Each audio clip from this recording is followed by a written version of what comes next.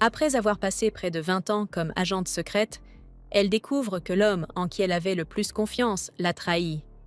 Elle met alors en scène sa propre mort, usurpe l'identité d'une femme disparue et s'enfuit vers un autre royaume, bien décidée à enfin mener une vie ordinaire et paisible. Mais dès son premier jour de liberté, elle recueille une fillette abandonnée de 6 ans, attire l'attention d'un séduisant capitaine de la garde et devient, contre toute attente, la précieuse assistante de son oncle, un homme réputé pour son caractère particulièrement difficile. Désormais, tout en dissimulant des compétences qu'aucune simple domestique ne devrait posséder, elle devra se construire une nouvelle vie, élever une enfant qui n'a jamais connu l'amour et veiller à ne jamais révéler la dangereuse femme qui se cache derrière son identité soigneusement fabriquée. Elle souhaitait disparaître sans laisser la moindre trace, mais cette fausse identité pourrait bien la conduire à découvrir une famille et un bonheur qu'elle n'avait jamais cru possible. Tout comme il m'était impossible d'atteindre le soleil, peu importe jusqu'où je tendais la main, je pensais que c'était hors de portée. À vrai dire, je n'essayais même pas de l'atteindre. Ce qu'on appelle le bonheur ordinaire. Je croyais ne pas en avoir besoin, et j'étais persuadée que je suivrais le chemin qui avait été choisi pour moi, et que j'avais moi-même choisi. Mais les sentiments changent. Aujourd'hui, je vais ouvrir cette porte, comme je l'ai toujours fait, et quitter cette pièce à la recherche de la douceur du soleil printanier. Un homme passant à cheval salua la jeune femme avec bienveillance et lui conseilla de rentrer chez elle avant la tombée de la nuit. Elle abandonna son chapeau, lança ses chaussures du haut de la falaise, puis brisa son collier avant de le laisser tomber à son tour. C'était sa manière de faire ses adieux à la falaise qu'elle chérissait tant, ainsi qu'à la vie qu'elle avait menée jusqu'ici.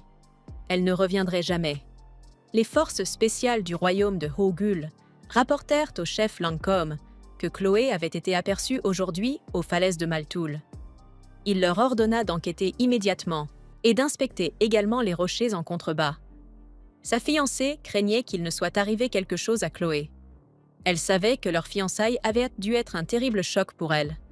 Depuis, Chloé avait beaucoup maigri. Pourtant, Lancôme refusait de croire qu'elle avait mis fin à ses jours. Il connaissait sa force de caractère. Séparée de sa famille à l'âge de 8 ans, elle avait été recueillie par Lancôme, qui n'était alors qu'un jeune employé. À présent âgée de 27 ans, elle avait vécu depuis ce jour comme agente au service du royaume de Hogul. L'homme assis à côté d'elle lui demanda si la bouteille qu'elle tenait contenait un alcool fort. Elle répondit que oui. Le voyage allait être long. Après avoir partagé cette bouteille avec eux et les avoir laissés complètement ivres, tout ce dont il se souviendrait d'elle serait son maquillage, son grain de beauté et ses cheveux roux. Pendant toutes ces années, elle avait travaillé sans relâche afin d'envoyer de l'argent à sa famille. Elle considérait Lancôme comme un grand frère et le respectait en tant que supérieur. Jusqu'au jour où elle découvrit sa trahison. C'est à ce moment-là qu'elle décida de tourner définitivement le dos à sa vie d'agente. Victoria Sellers était une véritable personne disparue du royaume de Randall. Chloé avait le même âge qu'elle, et aucune des deux ne possédait de marque distinctive permettant de les différencier. Victoria avait disparu depuis plusieurs années et n'avait plus aucun membre de sa famille. Maintenant qu'elle avait traversé 2 frontières, il serait extrêmement difficile pour quiconque de la retrouver. Elle s'installa dans la capitale royale du royaume d'Ashbury. À partir de ce jour, Chloé décida de vivre sous l'identité de Victoria Sellers. Libre, sans être liée à qui que ce soit. Elle était convaincue que tout se passerait bien, car elle avait toujours su porter de nombreux visages. Elle commença par s'enregistrer dans l'auberge où elle allait séjourner. Puis, en se promenant dans les rues, elle aperçut une petite fille à l'air triste et solitaire. Elle poursuivit sa journée, découvrant les joies d'une vie ordinaire. Pourtant, à son retour, elle fut surprise de retrouver la même enfant, toujours assise au même endroit. Elle décida alors d'aller lui parler. La fillette, âgée de 6 ans, s'appelait Nona. Elle lui expliqua qu'elle ne s'était pas perdue. Sa mère lui avait simplement demandé de l'attendre ici. C'était avant que la cloche ne sonne 10 coups. Plus de 4 heures s'étaient écoulées. Pendant qu'elles attendaient, Victoria partagea un sandwich avec la petite. Nona le mangea avec bonheur. Une fois rassasiée, elle s'endormit paisiblement, la tête appuyée contre Victoria. À cet instant, Victoria comprit que la fillette avait très probablement été abandonnée. Elle décida de l'emmener dans un poste de garde, afin que les autorités puissent s'occuper d'elle. Soudain, un homme tenant un sac à main volé courut droit dans leur direction en criant « Écartez-vous !» Au début, Victoria envisagea simplement de l'éviter. Puis elle changea d'avis et lui fit un croche-pied. L'homme s'écroula aussitôt. C'est alors qu'un homme aux cheveux gris arriva en courant et maîtrisa le voleur. Il rendit ensuite le sac à sa propriétaire, avant de remercier Victoria pour son aide. Comme il allait remettre le voleur aux autorités, Victoria décida de l'accompagner. Une fois sur place, l'un des gardes s'adressa à l'homme aux cheveux gris. « Excellent travail, capitaine Jeffrey Asher. » Jeffrey demanda alors à l'un de ses subordonnés de venir en aide à Victoria. L'employé lui expliqua que Nona devrait passer la nuit au poste jusqu'à l'arrivée, le lendemain, de la responsable chargée de ce genre de dossier. Victoria demanda alors si elle pouvait garder Nona avec elle à son hôtel pour la nuit. L'employé hésita. Comme Victoria venait tout juste d'arriver dans le royaume et ne disposait d'aucun garant, il trouvait cela risqué. Jeffrey intervint alors. Il déclara qu'il l'accompagnerait personnellement. L'idée de laisser cette petite fille seule dans ce poste de garde austère lui faisait de la peine.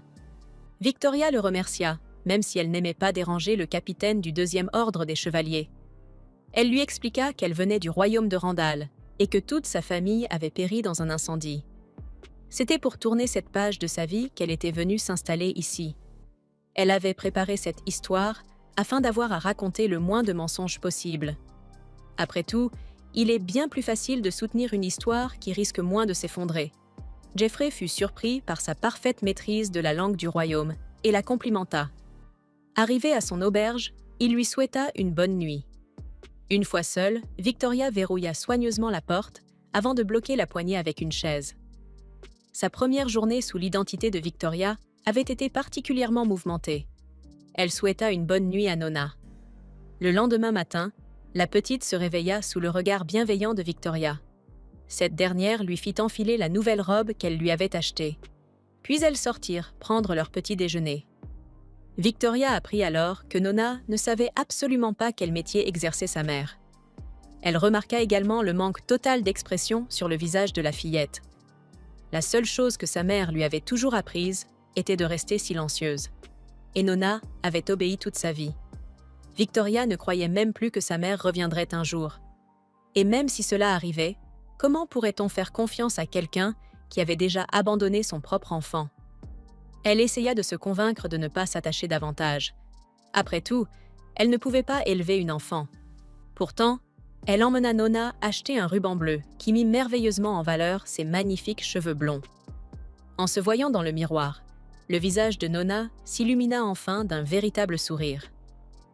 De retour au poste de garde, Victoria rencontra la directrice de l'orphelinat du quartier sud. Lorsque cette dernière repartit avec Nona, Victoria ressentit une profonde douleur dans la poitrine. Avant de partir, Nona se retourna et remercia Victoria. Ces simples mots suffirent. Victoria courut vers elle et la prit dans ses bras. Puis, elle déclara qu'elle souhaitait l'adopter. Pendant que Nona s'amusait à regarder son reflet dans la fontaine, Victoria et Jeffrey discutèrent ensemble. Jeffrey accepta avec plaisir de devenir le garant de Victoria, ce qui lui permettrait d'entamer les démarches nécessaires pour adopter Nona. Selon lui, cette enfant innocente était une citoyenne du royaume et méritait d'être protégée. Il demanda cependant à Victoria pourquoi elle avait décidé de recueillir cette petite fille. Victoria répondit que les yeux de Nona semblèrent lui crier « Aidez-moi !» Il y a longtemps, elle avait connu une autre jeune fille qui portait exactement le même regard. En repensant à cette jeune fille, Victoria tendit instinctivement la main avant même de s'en rendre compte. Jeffrey se leva et avoua qu'il se sentait coupable. La veille au soir, ni Victoria ni Nona n'avaient dîné. Il savait que Victoria n'aurait jamais laissé Nona seule pour aller chercher quelque chose à manger. Il en conclut qu'elle s'était probablement couchée le ventre vide. Il regretta de ne pas leur avoir apporté de quoi manger et voulut se rattraper en les invitant toutes les deux au restaurant. Victoria accepta, mais à une seule condition. Nona devait les accompagner. Victoria expliqua ensuite à la fillette qu'elles allaient chercher un endroit où vivre. Elle voulait cuisiner chaque jour les plats que Nona aimait. La petite gardait toujours les yeux baissés. Mais, à partir d'aujourd'hui, Elles formaient une famille. C'était une chaleur que Nona n'avait encore jamais connue. Victoria visita plusieurs logements. Pourtant, on lui refusa chaque fois la location, simplement parce qu'elle était accompagnée d'une enfant. Elle n'en revenait pas de voir à quel point c'était difficile. Au fond d'elle-même, elle espéra que tous les propriétaires qui l'avaient rejetée marcheraient un jour dans une crotte de chien. Elle finit par dire à Nona qu'elle reprendrait leurs recherches une fois la nuit tombée. Elle souhaitait que la fillette reste à l'auberge. Mais Nona ne voulait pas rester seule. Victoria céda finalement. Elle accepta de l'emmener avec elle, à condition qu'elle lui promette 2 choses. Rester parfaitement silencieuse lorsqu'elle le lui demanderait. Et si jamais elle lui ordonnait de courir, se cacher aussi vite que possible. Nona ne protesta pas. Ou peut-être ne savait-elle tout simplement pas comment se comporter comme une enfant, puisqu'elle n'en avait jamais eu la possibilité. Victoria décida alors de lui apprendre à se protéger. Si un jour une situation dangereuse survenait, pleurer ne suffirait pas à résoudre le problème. Une fois prête, quelqu'un frappa à la porte. C'était Jeffrey. En les voyant, il eut un instant de surprise. « Vous êtes toutes les deux très élégantes », leur dit-il. Lorsqu'il les conduisit au restaurant, tous les regards se tournèrent vers eux.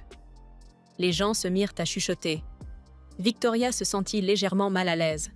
Elle ne voulait pas attirer la jalousie d'une femme qui aurait des vues sur Jeffrey. Celui-ci éclata de rire.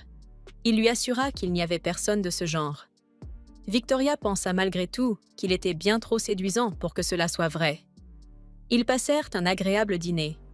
Lorsque Jeffrey apprit que Victoria et Nona comptaient en partir visiter des logements après le repas, il insista pour les accompagner.